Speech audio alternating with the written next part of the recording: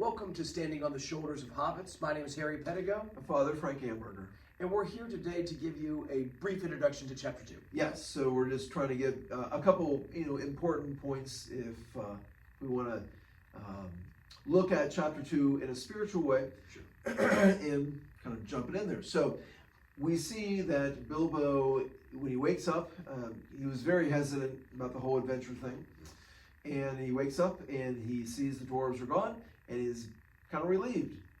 But then he's actually a little disappointed. That surprises him because there's a part of us, we're not created for just the normal stuff of life, we're created for holiness.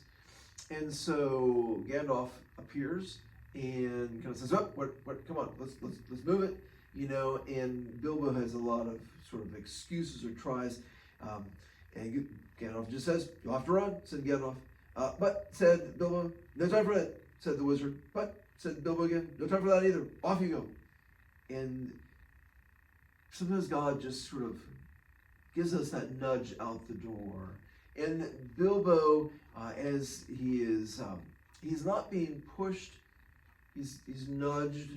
He is willing, to embark on this mission, and which we're saying spiritually is in many ways that a journey to holiness.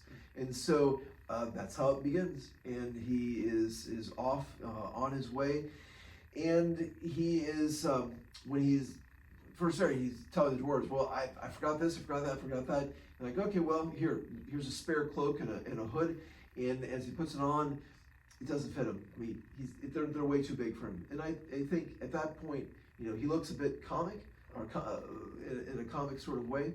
And I think that it can remind us that, when we first start on our journey, or even when we're on any points of our journey, sometimes it can be a little uncomfortable in that regards. Now, it's going to involve some sacrifice. And the first one's going to be with the trolls. That's right. They do encounter some trolls of pretty serious stature. And Bilbo ultimately tries to prove himself. Maybe he goes a little bit too far in his task of kind of reconnaissance. Yes.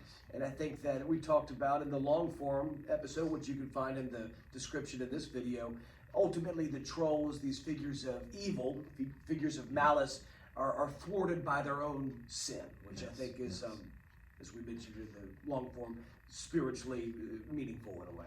It's good for us to reflect upon, even from that standpoint, the trolls and how the enemy can definitely use things that are vices against us in many different ways. But long form kind of fleshes all out. This just kind of gives our viewers a little bit of maybe a beginning point as they enter into chapter 2. Absolutely. You can find the rest of the long form episode in the description to this video.